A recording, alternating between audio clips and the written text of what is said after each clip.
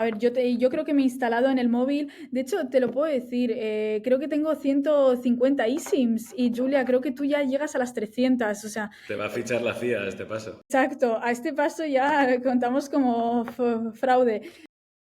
Pero yo los primeros 2 años de CIM no lo llegué a usar de verdad. O sea, yo viajando, yo yéndome a un sitio y utilizarlo como una usuaria. Yo obviamente hacía mucho testing de la aplicación, de los planes, etc.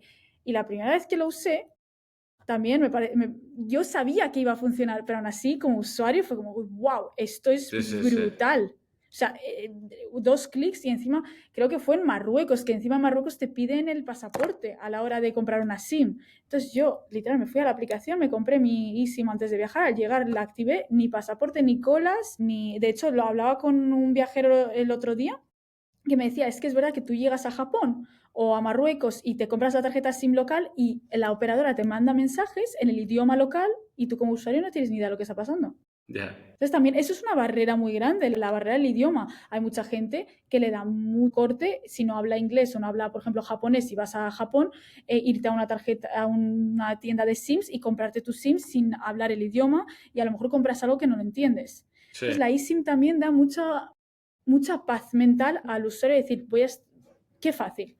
De Y hecho, eso es lo estaba... mismo para las empresas. Sí, sí, total. De hecho, es que estaba pensando cuando estuve viviendo en China, bueno, hace ya años, estuve viviendo un año en la carrera, me acuerdo de llegar, claro, no tenía ni SIM ni nada. Y dije, voy a esta dirección que estaba en chino, obviamente, me dejaron en medio de la calle y no encontraba el sitio y al final le estuve andando como 2 o 3 kilómetros con las maletas porque me habían dejado en no sé dónde. Y hasta que vi un coche de policía y les dije, por favor, llévame aquí.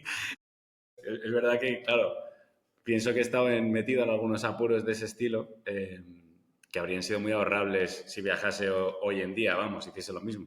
Claro, Claro. y es que cubre una necesidad tan básica. Yo creo que sobre todo los de nuestra generación estamos muy acostumbrados a estar conectados 24/7. O sea, Sí, yo no viajo si no sé que tengo Google Maps disponible en todo momento. Uber. Claro, Uber o cualquier tipo de comunicación con gente que conozco. sí. Es muy importante que esta necesidad de estar conectada al Internet lo puedas tener sobre todo cuando viajas al extranjero. Exacto. Y luego también hemos tenido casos de usos que son muy, muy interesantes y ahí dices, jo, estamos creando una aplicación que es verdad que para los consumidores pues parece un nice to have en vez de un need, pero realmente luego hemos tenido usuarios, por ejemplo, cuando ocurrió el terremoto en Marruecos, todas las líneas colapsaron, menos la nuestra. Nuestra eSIM funcionaba, los datos funcionaban. Y ahí es cuando, de hecho, un usuario nos escribió en plan, me salvó el hecho de que pude comunicar con mi familia, pude comunicar con mis seres queridos y claro, eso también es parte de la tecnología que nosotros tenemos. Nosotros cambiamos los networks del usuario dependiendo de su location. Por ejemplo, si vemos que hay una operadora que está muy saturada, te cambiamos la operadora directamente de la eSIM. Entonces tú siempre vas a estar conectado. Entonces, quieras o no, pues, pequeñas cosas que el usuario realmente no ve, pero nosotros trabajamos mucho detrás para que toda la experiencia sea lo más limpia y local posible. Que tú no te des cuenta que tengas una eSIM, que tú simplemente viajes y, Disfrutas. exacto, disfrutes. Sí, sí, sí. Y bueno, a ver cuándo le metéis mano también al tema de los aviones, ¿eh? Porque lo del wifi de los aviones a mí es una cosa que Es obviamente lo horrible. hacen para sacar dinero también. Debe ser Claro, pero algo es parecido. verdad Eso se lo dejamos eso, a Starlink.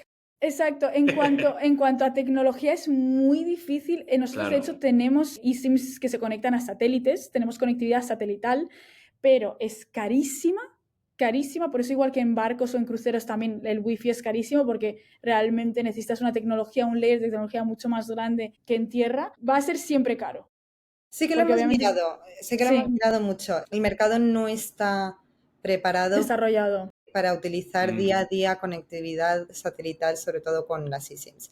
Pero en cuanto lo esté, nosotros lo... Ahí estamos, claro. nosotros lo tenemos. Es verdad que pocos usuarios podrían pagarlo. Yo pensaba que era el típico, pues como cuando te tienes que comprar al aeropuerto que te vale 10 veces más porque no hay otra opción. Yo pensaba, esto se lo tienen súper No, bien montado. Además te dicen que quites los datos, pues si no te vas a estrellar y ya la gente tiene que comprarlo claro. seguro. Exacto, ¿no? Pero es verdad, hay mucha interferencia de señales y es verdad que eso sigue siendo un mercado que se tiene que desarrollar muchísimo, muchísimo. Sí, Pero no, en verdad no te están engañando, de verdad es complicado tener conectividad en qué el aire chulo. y en el mar. Bueno, pues no lo sabía, la verdad. Siempre había pensado que era una conspiración contra el ciudadano medio. Como las maletas de Ryanair, ¿no? Que siempre entran, Justo. pero siempre te dice que no. Justo, justo. ¿Y cómo ha sido todo este proceso de ir también educando a los venture capitals para acabar levantando dinero? Bueno, siempre es un proceso que no es ni agradable ni fácil, ¿no? El de levantar dinero. Y luego además responder un poco a las exigencias de los venture capitals, que hay veces que se les va un poco la olla. Pero ¿cómo ha sido este proceso de ir como educando un poco, trabajando el que no, que esto de verdad va a ser el futuro y que acaben viéndolo? Yo creo que esa es al final la manera en la que vendes tu producto y la manera en la que enseñas que el mercado lo necesita y el mercado va a utilizar esta tecnología. Es un poco convencerles de que si realmente va a funcionar, se va a necesitar y vas a tener las ventas que estás prometiendo. Es como lo vendes al final. Pero lo mejor es cuando ya tienes validación y un producto más fuera y puedes enseñar que realmente hay necesidad del producto y ya tienes clientes, ahí la conversación Cambia. cambia un poco de convencer y educarles y es una conversación de dinero. Ya, Sí, Sabemos que funciona, pero ¿cuánto dinero me vas a conseguir? En plan, ¿cómo de grandes vais a llegar? O sea, una claro. conversación muy diferente de cuando la primera ronda, que realmente estás vendiendo algo que ni existe, o sea, no teníamos sí. ni MVP cuando hicimos la primera ronda, que era un poco prometer el mundo, era literalmente vendernos más a nosotras, el equipo, la idea de esta empresa a la segunda, tercera ronda que ya era en plan, vale, somos una empresa hecha y derecha con un producto, vamos a ver cómo de lejos podemos llegar.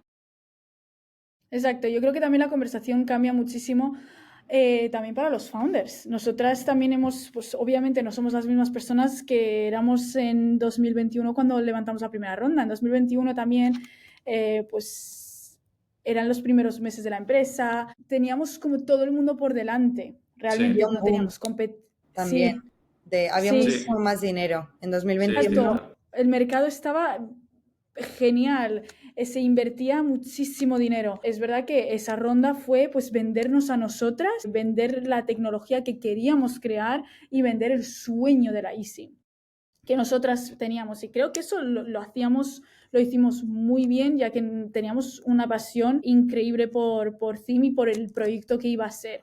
Luego la segunda ronda fue en 2023, donde el mercado estaba apagado, no había dinero, nadie quería invertir y muchísimo menos en telecomunicaciones. Entonces esa ronda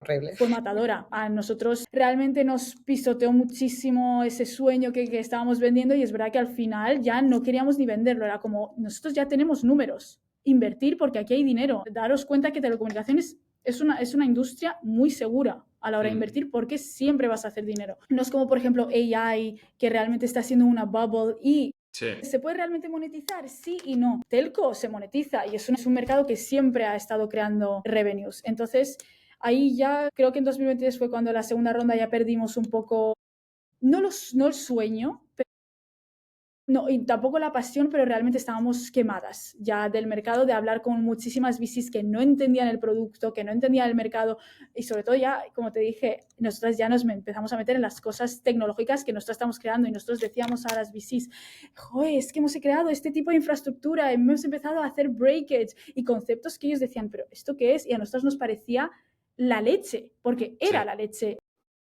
Y claro, las VCs no lo entendían, entonces había muchísima frustración, yo creo que por las dos partes a la hora de comunicar. Conseguimos levantar y ya ahora la última ronda que levantamos en febrero ya fue un proceso largo, pero porque fue un proceso mucho más pensado. Ahí ya el sueño y la pasión seguía ahí, pero teníamos los números que nos Sí. validaban y ya no era tanta pasión por el producto, sino la pasión por vender. En plan, vamos a vender, tenemos ya clientes, vamos a aprovechar esos clientes y ese productazo que hemos creado y vamos a empezar a ya crear beneficios para la empresa y revenue y nuevos clientes. Y era más comernos el mercado que la parte esa de pasión sobre innovar.